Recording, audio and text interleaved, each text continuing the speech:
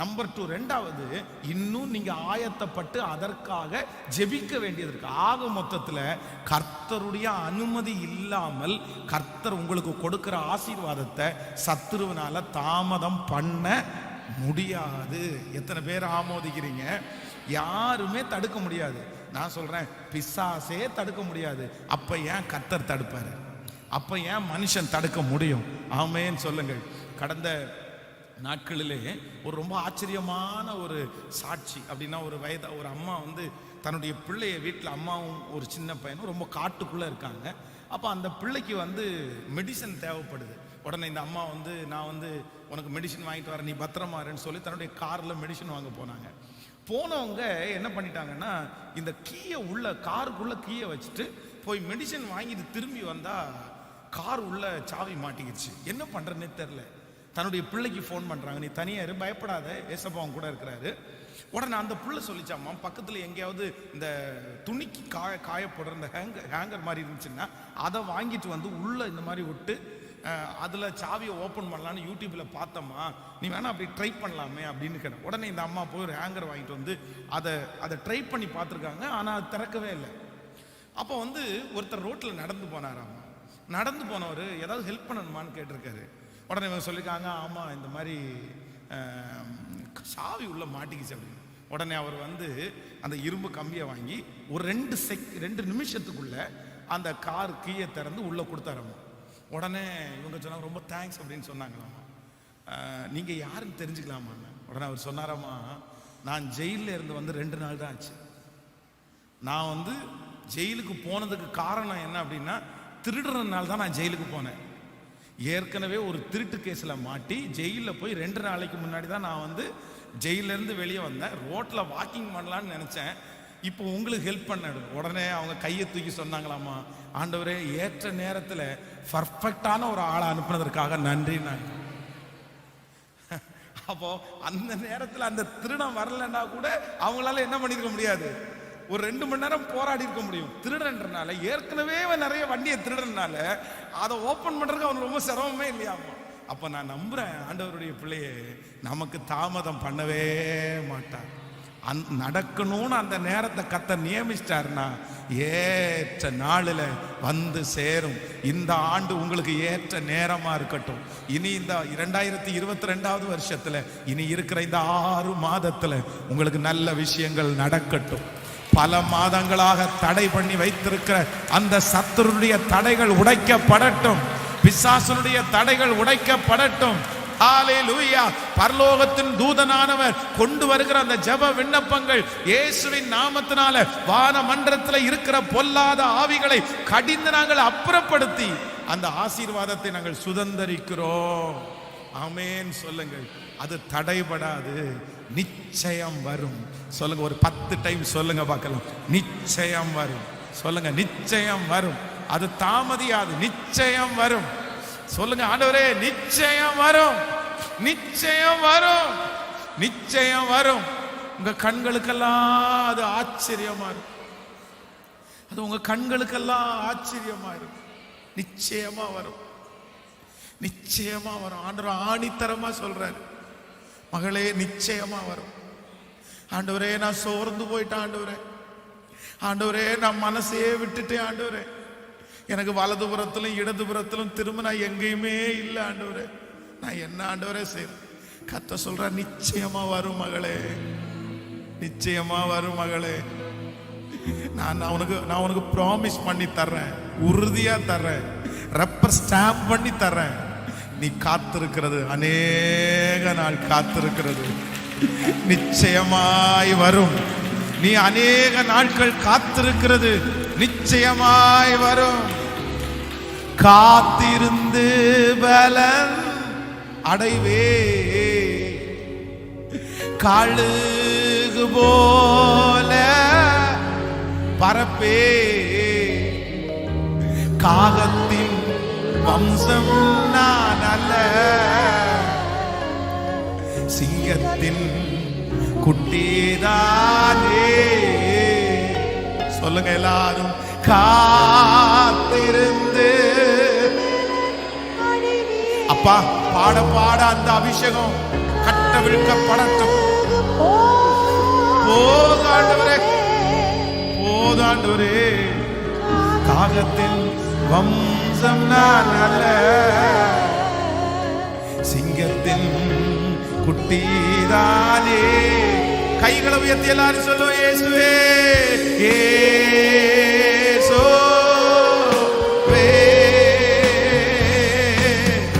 இயேசுவே. இந்த வசனத்தை பாட பாட பாட சோவே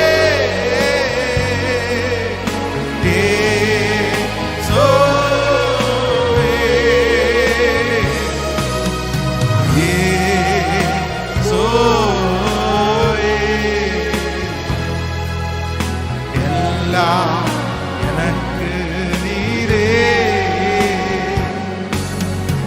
எல்லாம் எனக்கு நீரே. ஒரு நிமிஷம் கூட கையை வைத்து இயேசுவே. அது தாமதித்தாலும் வரும், நிச்சயமாய் வரும். அது தாமதிப்பது இல்லை. குறித்த காலத்திற்கு தரிசனம் வைக்கப்பட்டிருக்கிறது. குறித்த காலத்திற்கு தரிசனம் வைக்கப்பட்டிருக்கிறது. முடிவிலே அது விளங்கும். அது தாமதியாது. குறித்த காலத்தில் நிச்சயமாய் வரும். அப்பா வா.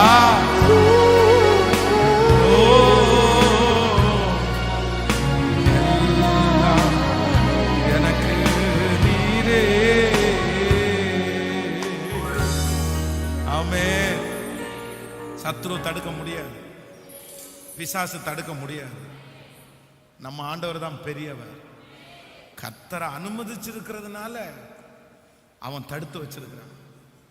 அவன் தடுத்து வைக்கும்போது உங்களுக்கு கரெக்டான டைமுக்கு தேவைன்னா அவன் தடைகளை உடைத்து கொண்டு வந்து கொடுத்துருவாரு. ஆனால் அவன் கையில் கொஞ்ச நாள் கொடுத்து வச்சிருக்கிறதுக்கு காரணம் என்னன்னா, என் பிள்ளைக்கு இன்னும் கொஞ்சம் நேரம் இருக்குது. ஆமென். நிச்சயம் வரும். ஸோ நம்பர் 1, முதலாவதாக நம்முடைய வாழ்க்கையில் ஏன் தாமதம் வருதுன்னா நம்மால சில தாமதம். நம்பர் 2, ரெண்டாவது சத்துரு சிலதை தடுத்து தாமதிக்கிறான். மூன்றாவது நம்முடைய வாழ்க்கையில தாமதம் எதனால வருதுன்னா கர்த்தரே தாமதம் பண்றாரு. யாரு தாமதம் பண்ணுவாராமா? ஆண்டவரே லேட் பண்ணுவார். சரி, ஆனா அந்த விஷயத்தை வாசிக்கும், அதை மட்டும் நான் விளக்கமாகி ஆண்டவர் ஏன் தாமதம் பண்ணுகிறார். வேதத்துல புதிய ஏற்பாட்டுல ஆண்டவர் தன்னுடைய ஊழியத்துல 3 பேருடைய வாழ்க்கையில ஆண்டவர் டிலே பண்ணுவார், தாமதம் பண்ணுவார், லேட்டா தான் செய்வார். அதை விளக்கமாக உங்களுக்கு சொல்லி உங்களுக்காக நான் ஜெபிக்க போறேன். வாசிக்கலாம். முதலாவதாக ஆண்டவர் ஏன் தாமதம் பண்ணுகிறார் அப்படின்றத யோவான் எழுதின சுவிசேஷம் 2ஆம் அதிகாரம் 9ஆம் அதிகாரத்தை நம்ம எடுத்துக்கொள்ளலாமா? எல்லாரும் எடுத்து வாசிக்க போறோம். யோவான் 2ஆம் அதிகாரத்தில் 9வது வசனத்தை நம்ம வாசிக்க போகிறோம். 2ஆம் அதிகாரம் 9வது வசனத்தை வாசிக்கலாம். அந்த திராட்சரசம் எங்கே இருந்து வந்தது என்று தண்ணீரை மொண்ட வேலைக்காரருக்கு தெரிந்ததே அன்றி பந்தி விசாரிப்புக்காரர்களுக்கு தெரியாததினால் அவர் திராட்சரசமாய் மாறின தண்ணீரை ருசி பார்த்தபோது மணவாளனை அழைத்து, எந்த மனுஷனும் முன்பு நல்ல திராட்சரசத்தை கொடுத்து ஜனங்கள் திருப்தி அடைந்த பின்பு ருசி குறைந்ததை கொடுப்பான், நீரோ நல்ல ரசத்தை இதுவரைக்கும் வைத்திருந்தீரே என்றார். நீரோ நல்ல ரசத்தை இதுவரைக்கும் வைத்திருந்தீரே என்றார். கவனிங்க ஆண்டவருடைய பிள்ளைகளே, இந்த திருமண வீட்டிலே இந்த திருமண வீட்டில் நீங்க எல்லாருமே அறிந்திருக்கிறது, இயேசுவும் அவருடைய தாயும் அழைக்கப்பட்டார்கள். இப்ப திராட்சரசம் குறைந்து போகிறது. அப்போ மரியாளுக்கு ரொம்ப அவசரமா இருக்குது, அந்த வீட்டினுடைய உரிமையாளருக்கு ரொம்ப அவசரமா இருக்குது. பொதுவாக ஒரு ஃபங்க்ஷன் நடக்கும்போது அதுல ஏதாவது குறைஞ்சிருச்சு அப்படின்னு சொன்னா அந்த சமையலுக்கு வேலைக்கு நம்ம கூப்பிட்டுருக்கவங்க கொஞ்சம் அசால்ட்டா இருப்பாங்கன்னு வைங்களேன். ஆனா யாருக்கு ரொம்ப அவசரமா இருக்கும்னா அந்த திருமணத்தை நடத்துகிற அதுல முக்கியமான நபருக்கு ரொம்ப அவசரமா இருக்கும். ஐயோ செய்யுங்கடா பண்ணுங்கடா, என்ன பண்றது, டைம் போயிட்டே இருக்குது, எல்லாரையும் உட்கார வச்சிட்டோம் அப்படின்னு. அப்போ அங்க இருக்கிற எல்லாருமே அவசரப்படுறாங்க. ஆனா ஆண்டவர் என்ன பண்றாருன்னா அமைதியா இருக்கிறாரு. ரொம்ப லேட். உடனே எல்லாரும் கேட்குறாங்க, ஆண்டவரே ஏன் அமைதியா இருக்கிறீங்க? உடனே மரியாள் நான் சொன்னதெல்லாம் சொல்லிட்டேன்ப்பா, ஆனா இயேசு ரொம்ப அமைதியா இருக்கிற மாதிரி நான் ஃபீல் பண்றேன். அவர் உங்களுக்கு என்ன சொல்லுகிறாரோ அதன்படி செய்யுங்கள். ஆனா ஆண்டவர் லேட் பண்றதுக்கு என்ன காரணம்னா, முன்னாடி இருந்த ரசத்தை காட்டிலும் பின்னாடி கர்த்தர் ரொம்ப டேஸ்ட் உள்ளதா தந்தாராம். நம்பர் 1, முதலாவதாக ஆண்டவர் உங்க வாழ்க்கையில ஒரு காரியத்தை தாமதம் பண்றாருன்னா, நான் நம்புறேன் ஆண்டவர் உங்களுக்கு பெஸ்டா தரப்போறாருன்னு அர்த்தம். பெஸ்டா தரப்போறாருன்னு அர்த்தம். விசுவாசிக்கிறீர்களா இல்லையா? நாங்கள் 2005 2005வது வருஷத்துல ரத்தனபுரியில அந்த ஊழியத்தை ஆரம்பித்து 2 வருடம் ஆகும்போது நம்முடைய திருச்சபையினுடைய எல்டர் ஐயா இப்ப இறந்து போயிட்டாங்க. அவங்க ரொம்ப ஆசைப்பட்டது என்ன அப்படின்னா, அந்த சர்ச்சு வீட்டுல மாடியில நின்று பக்கத்துல ஒரு 20 சென்ட் இடம் இருந்துச்சு. அந்த இடத்துல ஓயாம கையை நீட்டி ஜெபம் பண்ணிட்டே இருப்பாங்க. அவங்களுக்கு ரொம்ப பிடிக்கும் அந்த இடம். இந்த இடத்துல ஒரு சர்ச்சு கட்டினா எப்படி இருக்கும், இந்த இடத்துல ஒரு சர்ச்சு. அந்த 20 சென்ட் இடம் அப்போ வெறுமையா எதுவுமே இல்லாம ஒரு சின்ன குடிசை மட்டும்தான் இருந்துச்சு. கை நீட்டி நீட்டி ஜெபம் பண்ணுவாங்க. இந்த இடம் திடீர்னு பார்த்தா அந்த இடத்த அவங்களே விற்க வேண்டிய சூழ்நிலை அங்கிருந்து ஷிஃப்ட் ஆகி போயிட்டோம். அதுக்கப்புறம் அவர் அந்த இடத்துக்காக ஜெபிக்கிறத அவங்க மறந்துட்டாங்க. ஆனா இன்னைக்கு நான் நம்புறேன், ஒருவேளை அந்த இடத்த நம்ம வாங்கியிருந்தோம்னா ஒரு சின்ன இடத்த தான் நம்ம பிளான் பண்ணியிருப்போம். ஆனா இன்று கர்த்தர் நம்மளை எப்படி கொண்டு வந்திருக்கிறாருன்னா, விசாலமான இடம். அப்போ ஆண்டவருடைய பிள்ளைய, உங்க வாழ்க்கையில சில காரியத்தை நீங்க ஜெபம் பண்ணி கூட ஆண்டவர் தாமதம் பண்றதை நினைச்சு நீங்க வருத்தமே படாதீங்க. நான் கர்த்தருடைய ஊழியக்காரன், பலிபீடத்திலிருந்து உங்களுக்கு வாக்குத்தத்தத்தை சொல்றேன். கர்த்தர் உங்களுக்கு பெஸ்டா தான் செய்வாரு சிஸ்டர், பிரதர். உங்களுக்கு பெஸ்டா தான் செய்வாரு. உங்க பிள்ளைக்கு பெஸ்டா தான் நடக்கணும். எவ்வளவு தாமதம் ஆகிறதோ அவ்வளவு பெஸ்டா நம்புற ஆண்டவரேன்னு சொல்லுங்க. கர்த்தர் அழகா தருவார். அது ரொம்ப நல்லா நடக்கும். அது உங்களுக்கே ஆச்சரியமா இருக்கும், ஆச்சரியமா இருக்கும். கர்த்தர் உங்களுக்கு பர்ஃபெக்டா தரணும்னு நினைக்கிறாரு. ஆண்டவர் உங்களுக்கு சரியா தரணும்னு நினைக்கிறாரு. ஆமேன்.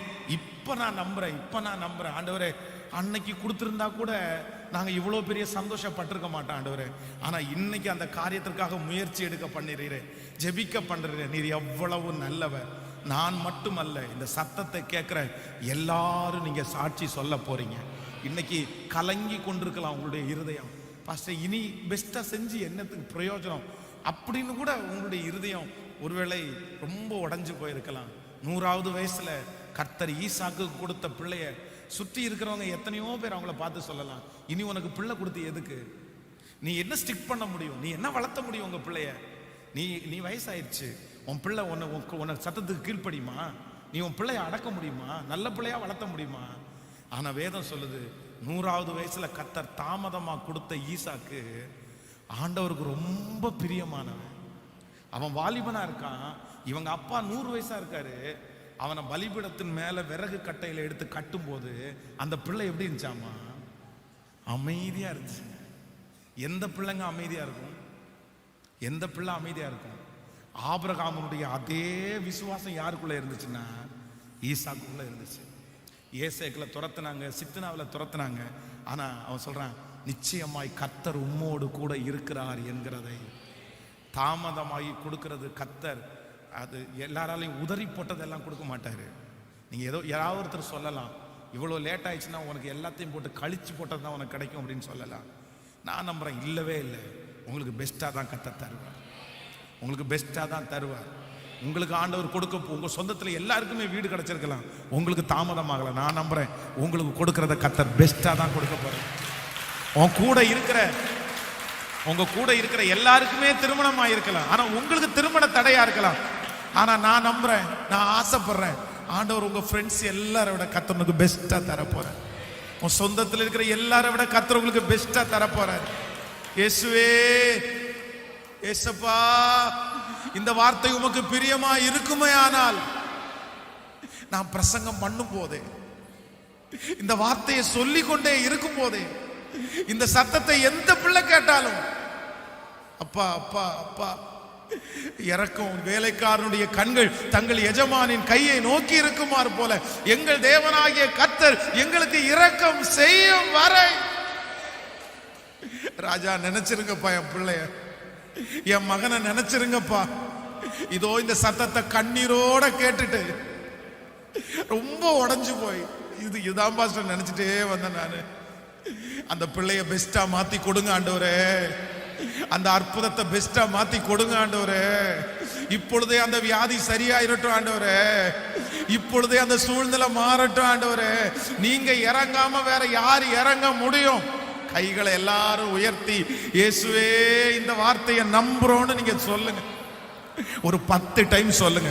எனக்கு நீங்க பெஸ்டா தான் செய்ய போறீங்க, என் பிள்ளைக்கு நீங்க பெஸ்டா தான் செய்ய போறீங்க, என் குடும்பத்துக்கு நீங்க பெஸ்டா தான் செய்ய போறீங்க. சொல்லுங்க சொல்லுங்க சொல்லுங்க சொல்லுங்க சொல்லுங்க. அப்பா அப்பா அப்பா, அதுல ஒரு குறையும் இருக்காது, அதுல ஒரு குறையும் இருக்காது. எனக்கு நேர்த்தியா செய்ய போறீங்கப்பா, எனக்கு தாமதமாக ஆக நேர்த்தியா செய்ய போறீங்க ஆண்டவரே. செய்வீங்க ஆண்டவரே, செய்வீங்க. சொல்லுங்க, செய்வீங்க ஆண்டவரே. எனக்காக யாவையும் செய்பவரே, செய்து முடிப்பவரே. ஐயரே ஐயரே ஐயரே, எனக்கா. இந்த பாட்டு பாடும்போதே, இந்த பாட்டு பாடும்போதே ஒரு அற்புதம் நடக்காதா?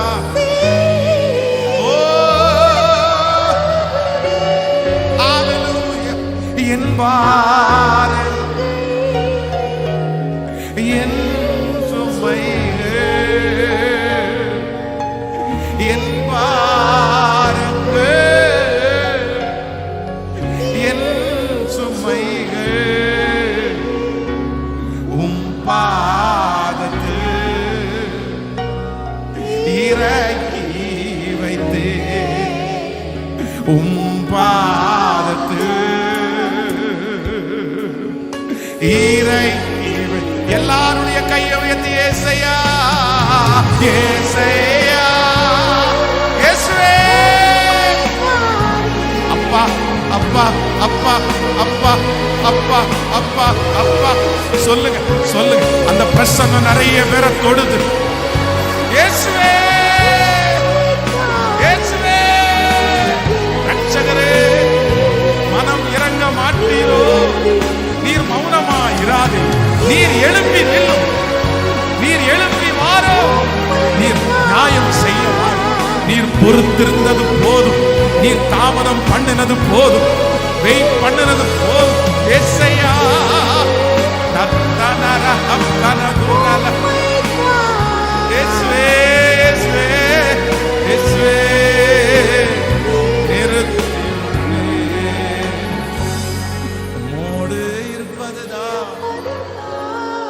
என் உள்ளத்தின் வாஞ்சையா உம் சித்தம் செய்வதுதான். என் இதயத்தில் ஏக்கமையா. ஆமென். ஆண்டவருடைய தாமதத்தில் ஒரு அர்த்தம் இருக்குது, ஆண்டவருடைய தாமதத்தில் ஒரு முடிவு இருக்குது. அது என்ன முடிவுன்னா, ஆண்டவர் சொல்றார், உங்களுக்கு நான் எப்படி செய்வேன்னா, தாமதம் பண்ணினாலும் பெஸ்டா நான் செய்வேன். அதை குறித்து ஒரு நாள் நீங்க துக்கப்பட மாட்டீங்க. கர்த்தருடைய ஆசீர்வாதமே ஐஸ்வர்யத்தை தரும். அதனோடு எல்லாருக்கும் நடக்குதே பாஸ்டர், எனக்கு மட்டும் ஏன் பாஸ்டர் நடக்க மாட்டேங்குது, என் பிள்ளைக்கு மட்டும் ஏன் பாஸ்டர் நடக்க மாட்டேங்குது? இல்லை இல்லை, ஆண்டவர் ஒரு காலத்தை வச்சிருக்கிறாரு. உங்களுக்கு நேர்த்தியா கர்த்தர் செய்வார், உங்களுக்கு நேர்த்தியாய் செய்வார். இரண்டாவதாக, ஆண்டவர் ஏன் தாமதம் பண்றார் அப்படின்றதை குறித்து ஒரு வசனத்தை வாசிக்கலாம். மத்தேயு எழுதின சுவிசேஷம் 5ஆம் அதிகாரத்தை மார்க்கு எழுதின சுவிசேஷம், நீங்கள் 5ஆம் அதிகாரம் 22வது வசனத்தை நம்ம வாசிக்க போறோம். 5ஆம் அதிகாரம் 22வது வசனத்தை வாசிக்கலாமா? அப்பொழுது ஜெப ஆலய தலைவரில் ஒருவனாகிய யவீரு என்பவன் வந்து அவரை கண்டவுடனே அவர் பாதத்திலே விழுந்து, என் குமாரத்தி மரண அவஸ்தைப்படுகிறாள், அவள் ஆரோக்கியம் அடையும்படிக்கு நீர் வந்து அவள் மேல் உமது கையை வையும், அப்பொழுது பிழைப்பாள் என்று அவரை மிகவும் வேண்டிக் கொண்டார். அவர் அவனுடனே கூட போனால் திரளான ஜனங்கள் அவருக்கு பின் சென்று அவரை நெருங்கினார்கள். நல்லா கவனிங்க ஆண்டவருடைய பிள்ளைகளே. இந்த இடத்துல யவீரு என்கிற ஒரு தேவ மனுஷன், இவன் வந்து ரொம்ப தேவனோட நடக்கிற மனுஷன். இவனை குறித்து வேதம் சொல்கிறது ஜெப ஆலய தலைவன்.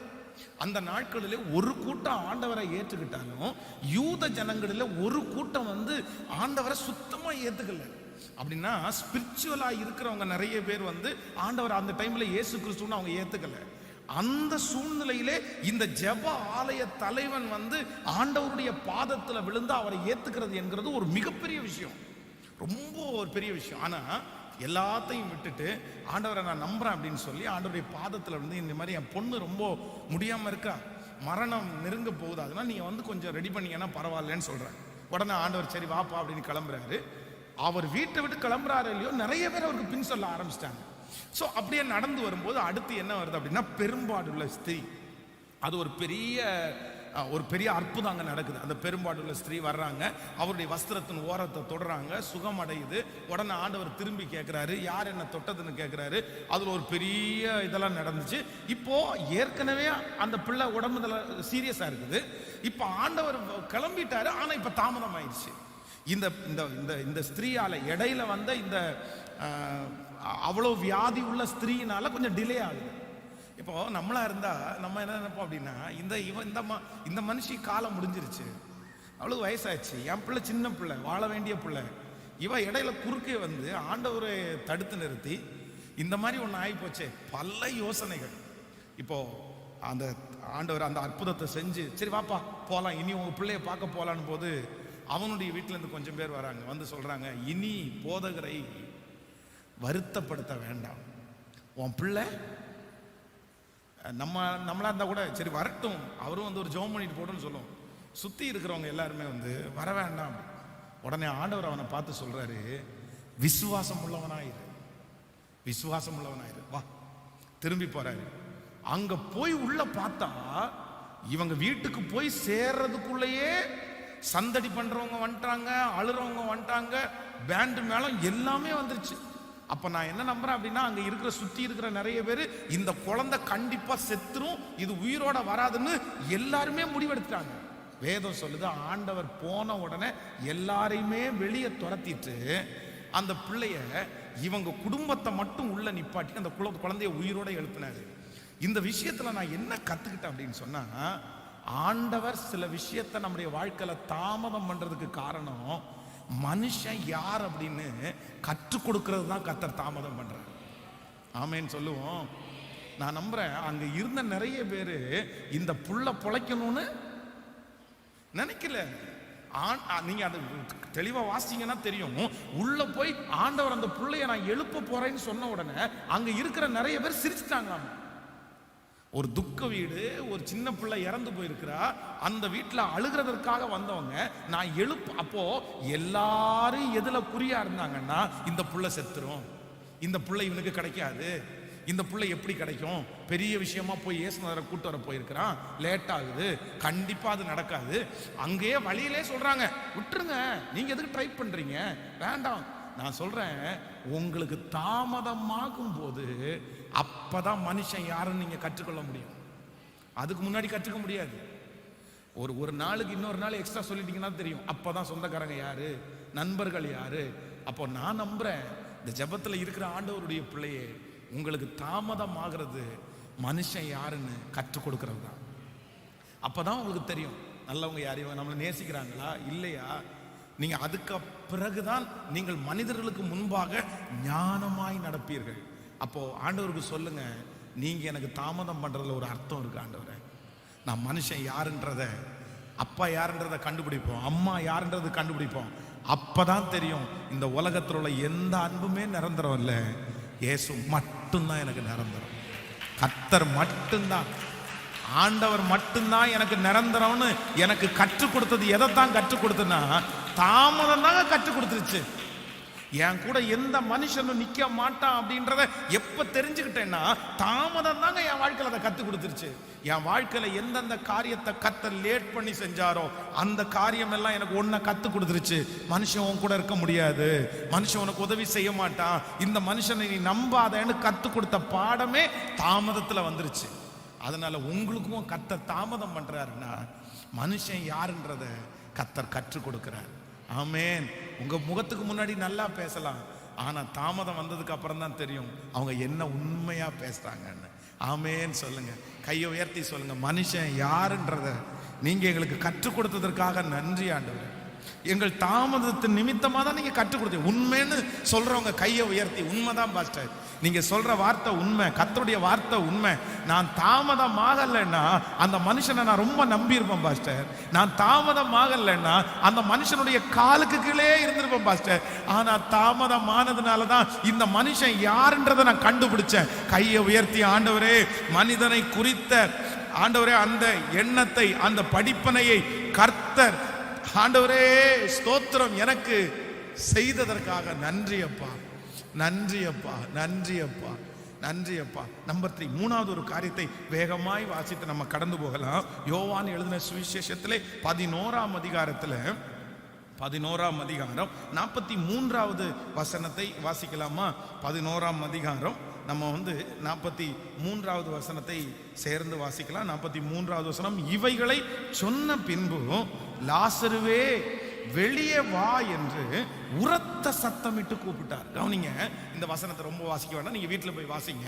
இங்க 3வது ஆண்டவர் புதிய பாட்டுல ஒரு இடத்துல தாமதமா போறாரு. எங்க தாமதமா போறாருன்னா, லாசரு மரித்து போனான். நீங்க அது 32வது வசனத்தை வாசிக்கும் போது வேதம் சொல்லுது, இயேசு இருந்த இடத்தில் மரியாள் அவரை கண்டவுடனே அவர் பாதத்தில் விழுந்து, ஆண்டவரே நீர் இங்கே இருந்திருந்தீரே ஆனால் என் சகோதரன் மரித்திருக்க மாட்டான் என்றார். நீங்கள் 6வது வசனத்தை வாசிப்பீர்களே ஆனால் 6வது வசனம், அவன் வியாதியாய் இருக்கிறதாக அவர் கேள்விப்பட்ட போது தாம் இருந்த இடத்திலே பின்னும் 2 நாள் தங்கினார்.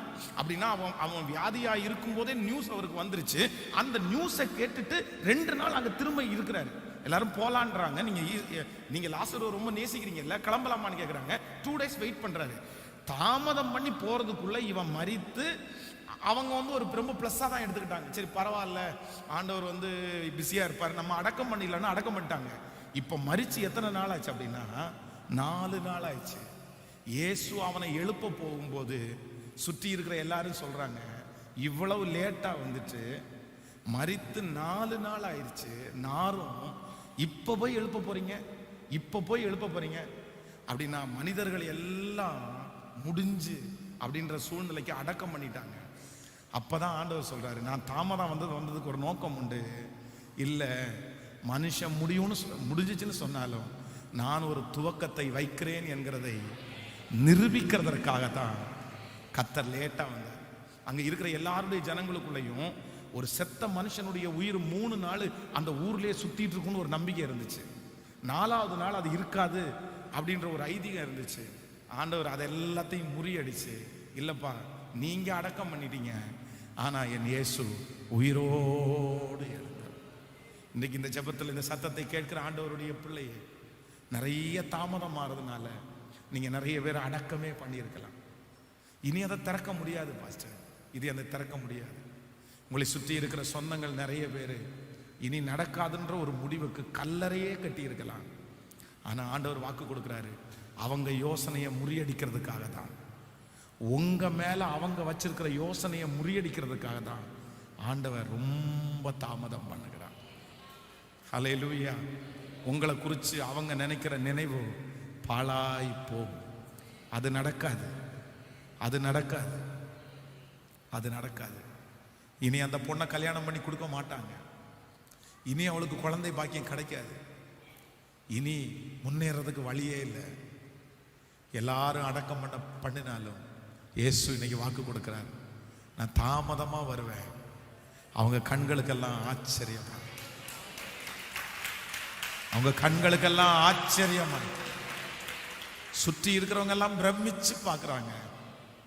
நாங்க நினைச்சு கூட பார்க்கலையே, இதுக்கு மேல லாசரு உயிரோட வருவான்ற நம்பிக்கை எங்களுக்கு யாருக்குமே இல்லையே, அங்க இருந்த ஒருத்தருக்கு கூட இல்லையே. ஆனா இயேசு தாமதம் பண்றதுல ஒரு பெரிய அர்த்தம். ஹல்லேலூயா. ஆண்டவர் வாக்கு கொடுக்கிறார், நிச்சயம் வரும், நிச்சயம் வரும்.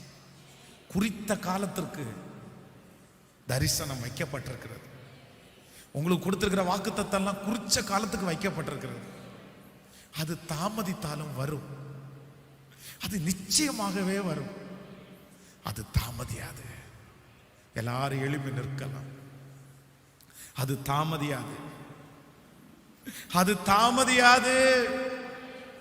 காத்திரு, பொறுத்திரு, கர்த்தரையே நம்பிரு. அவரே காரியத்தை வாய்க்க பண்ணுவா. மகளே, இதுவரைக்கும் காத்திருந்த மகனே, இதுவரைக்கும் காத்திருந்த ஆண்டவர் ஒரு விஷயம் கூட இந்த இரக்கம் செய்யும் வரை கூட்டத்தில் சொல்றாரு, காத்திரு, நீ பொறுத்திரு, என்னையே நீ நம்பிரு, உன் காரியத்தை நான் வாய்க்க பண்ணுவேன். நிச்சயமா அது வரும்.